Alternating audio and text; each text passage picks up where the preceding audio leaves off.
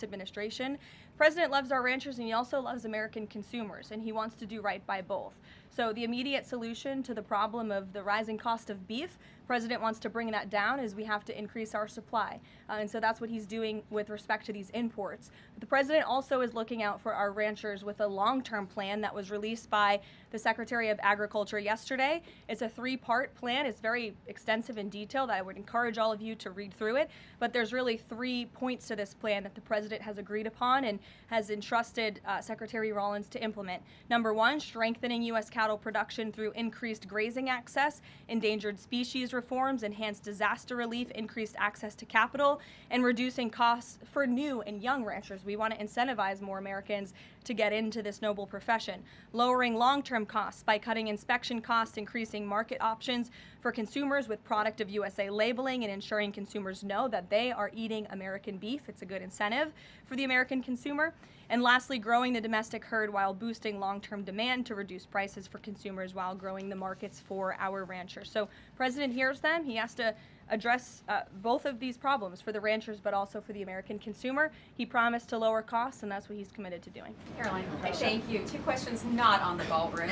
The first is, there's a Democrat in Texas who's actually running for Congress who said last night during an interview when talking about fighting Republicans and this administration, quote, "If you hit me in my face, I'm not going to punch you back in your face. I'm going to go across your neck." This has obviously really upset those folks over at Turning Point USA after the Charlie Kirk assassination. Just your response to that kind of rhetoric. Just very jarring rhetoric, and I think it's very unacceptable. I hope the people of Texas will do the right thing and reject this person's candidacy. It should have no place in American politics. And then just a quick second question on oversight Democrats that are saying that they're creating this master ICE tracker, basically tracking all ICE activity. We've seen the protests in New York just yesterday. Homeland Security is saying that this sounds like obstruction of justice. What do you say? Again, this is actively putting the lives of our ICE agents at risk. We've seen media outlets, in fact, in this room, also write stories about ICE tracker apps that Democrats and other left-wing activists have created to track the location of ICE agents on the ground in our communities. Again, I've said this repeatedly and I will continue to say it.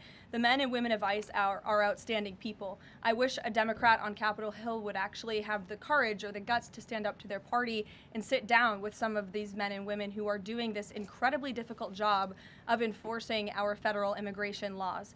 They are, again, simply trying to enforce the law and do their jobs. And if Democrats spent a little bit more time understanding that and also focusing on the people who they are trying to get out of our country every single day.